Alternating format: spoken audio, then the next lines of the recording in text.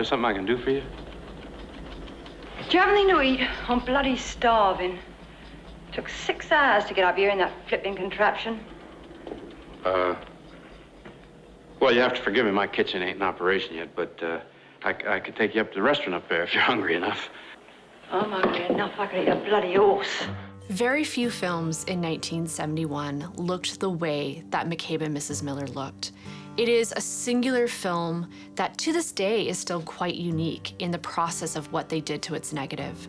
This is the work, of course, of director Robert Altman and cinematographer Vilmos Zsigmond. What they did was something called fogging the negative, which was a very rare process at the time. What that led to was really this look of a 19th century photo album. You know, if you want to make out you're such a fancy dude, you ought to wear something besides that cheap Jockey Club cologne. A lot of these scenes are filmed by candlelight, and so you see these very dark faces, and there's such an interesting cast of characters in this. Of course, you have Shelley Duvall, you have Renee Auberjonois, you have a cadre of actors that really look like they're in 1902. And why are you so quiet now, standing there in the doorway?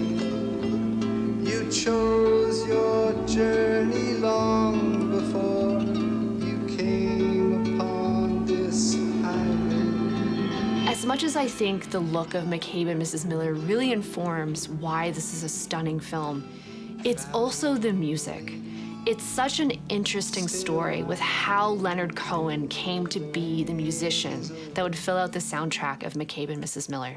The sisters of mercy, they are not departed or gone. There are 3 songs from Leonard Cohen's debut album that are featured in this film: The Sisters of Mercy, Winter Lady, and The Stranger Song. You try the handle of the road, it opens. Do not be afraid, it's you, my love, you who are the stranger. This is an album that came out in 1967. Robert Altman became obsessed with it. He asked his music editor to sync up these songs by Leonard Cohen. In watching the film with the temp tracks, which were never meant to be on the film in its final product, he realized he had written McCabe and Mrs. Miller to the lyrics of Leonard Cohen. This was a problem, though, because Leonard Cohen was represented by Columbia and McCabe and Mrs. Miller was a Warner Brothers film. Robert Altman had to really fight to get this music on McCabe and Mrs. Miller. He ended up going to Leonard Cohen directly, who was able to convince his own label to allow this to happen. The songs from Leonard Cohen's debut album that appear in this film really serve as leitmotifs for the characters of the film. It's the unifying force of McCabe and Mrs. Miller, and it's really only 3 tracks. It's really an example of a symbiotic relationship where music and visuals go hand in hand and a director and a songwriter are working in perfect sync. To explore more film history, watch A Year in Film on Hollywood Suite.